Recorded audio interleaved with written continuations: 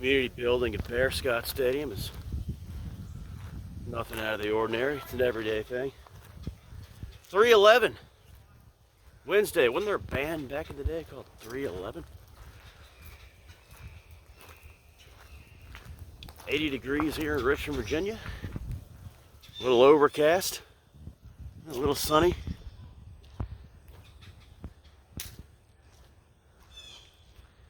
First order of business to talk about the water temperature at the beach area, just like we did yesterday. Yesterday was a shocker, climbing over 5 degrees yesterday, over 51 degrees from the day before. And then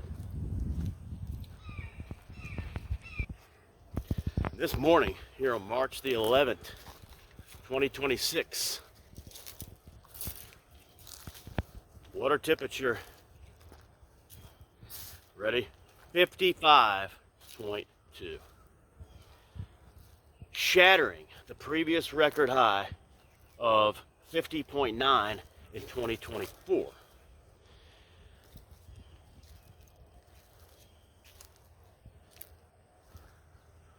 Just incredible considering that we set record lows for like 6 days in a row in February, and here we are, not even mid-March, setting a record high and shattering the record high. 55.2 degrees today at the water temperature. Digest that one, boys. Record low 39.4 in 2015. But today we have a record high for March 11th. And it's proof that the water temperature fluctuates a lot in March, because we saw 2023 had a lot of over 50 degree temperatures early this month, but it was probably under 50 degrees on March 11th, 2023. Today is a warm day. It could probably stabilize a little bit, maybe even drop, and then we're going to have some cold days for a couple weeks. So we're going to see this drop back into the 40s. So March is definitely not a month where you see just escalating temperatures every day. But 55.2 is incredible. Some blooms here. Bearscott. Right there. And we got a walker here. If you look up here, there's a little bud starting up here. Up there. Bearscott Stadium.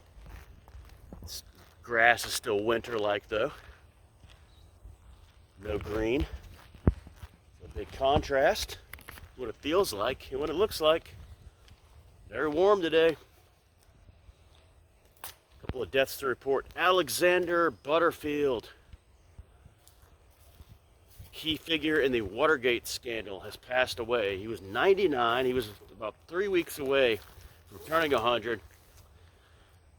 He was the one who let it be known that the tapes existed. So rest in peace, Alexander Butterfield, a real life a rat. And then last night, John announcing this news, an NFL death. Matt Snell passed away at the age of 84. He went to Ohio State, great running back, played for the New York Jets, 3-time AFL All-Star, and Super Bowl champion, Super Bowl III with the Jets. His stats in that game, 30 carries, a then record of 121 rushing yards, including the game's only touchdown, and he helped set up a trio of Jim Turner field goals, which were also important in that game. He also had 4 catches for 40 yards. Should have been the most valuable player of Super Bowl III, no question about it. He was also in the first Miller Lite ad. Rest in peace, Matt Snell. Great running back, great player in the NFL. Birthday today, Sam Donaldson, 92. ABC. Johnny Knoxville, 54 today. What kind of zany stunts will he do on his birthday? Greg Olson of the former Panthers Bears tight end, currently with Fox, is 41 today. And 10-time All-Star, currently with the Lakers, I believe. Is that right? No, with the Wizards. Anthony Davis is 33 today. Great player. Kentucky. Look at this, guys. We even got some bikers here today. All right. And then we also have Bobby McFerrin turning 76 today. From Don't Worry, Be Happy. That Bobby McFerrin. All right, guys. Last night's feature presentation. Just a community building, guys. It never stops. It's driving up into the woods. Last night's feature presentation picked by Free Jack Balls. This one is one that I've not seen in a while. I've seen it before. Free Jack Balls winning the One for All the Marbles. And he picked Sleepaway Camp 2, Unhappy Campers, 1988. This is a horror comedy, which you know my feelings on. I disliked that very much. However, of course, I knew what it was going into it. So with the expectations as it were, this was the third or fourth time I've seen Sleepaway Camp 2. The first time I ever saw it, it was a big disappointment considering how much I love Sleepaway Camp. 1983, one of my favorite horror movies, one of our must-watches for the June season of movie watching. Sleepaway Camp 2, really disappointing because of the change in the tone, the humor crap in it, which is so prevalent in the late 80s, mid to late 80s. However, watching it again, really appreciate this. This is the most I've ever enjoyed this film. I like this film. It's a good pick by Free Jack. Sleepaway Camp 2. I like the little references to the first one. It's not, none of those references are forced. Some things I didn't really catch before, like the guy who said his dad had been a cop at that arrested Angela back in the first one. I think I know who that guy was. And then Angela herself referencing a boy she drowned at the end of the film. And so it's really good. It's got a lot of good kills in it, a lot of gore. I can stomach the humor, and it's just an enjoyable film. But the pacing is really good. This one clocking in at 80 minutes. And yeah, I recommend just checking this one out.